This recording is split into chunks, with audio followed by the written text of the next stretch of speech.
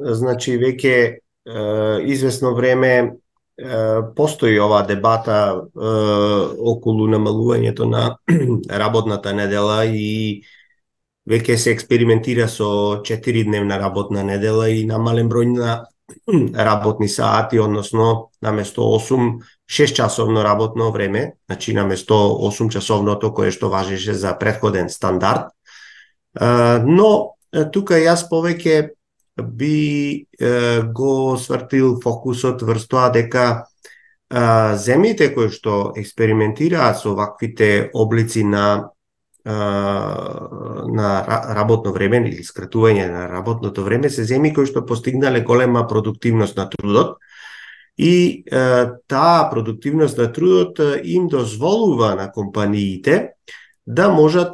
значи соодветните таргети или цели поставени да ги постигнуваат и со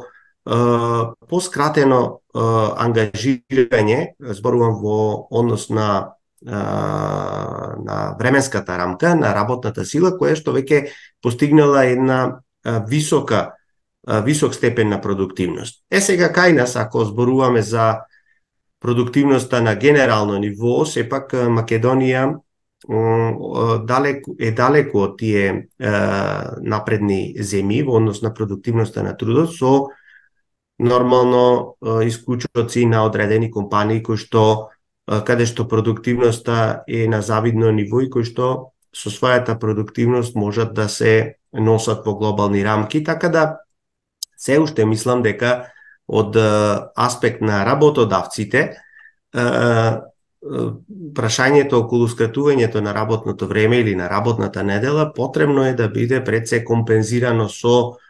побрз развој во продуктивноста. Значи, ако компаниите обезбедат многу поголема продуктивност на трудот, дали тоа преку вложување во човечкиот капитал и преку или пак преку вложување во физичкиот капитал, преку набавка на соодветни современи технологии, кои што се во склад со современата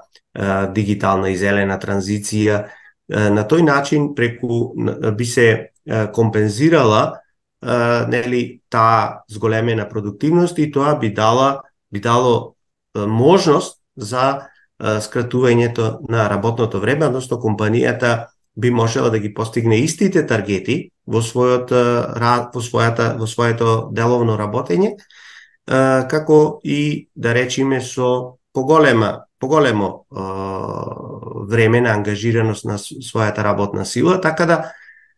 за Македонија сметам дека се уште рано да зборуваме за ова прашање, односно повеќе би сакал да го насочиме во моментов да ја насочиме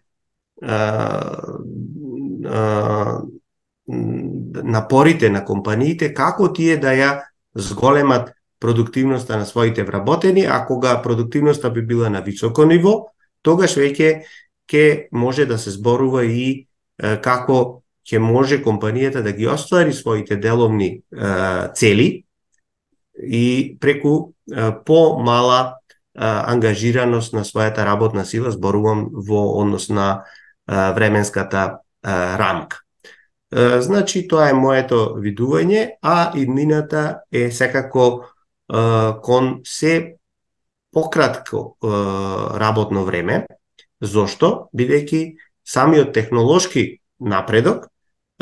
доведува до тоа да нашите потреби од аспект на производство на сите потребни производи, услуги и така натаму, бидат многу побрзо и полесно задоволени преку примена на современи технологии, а тоа би дозволило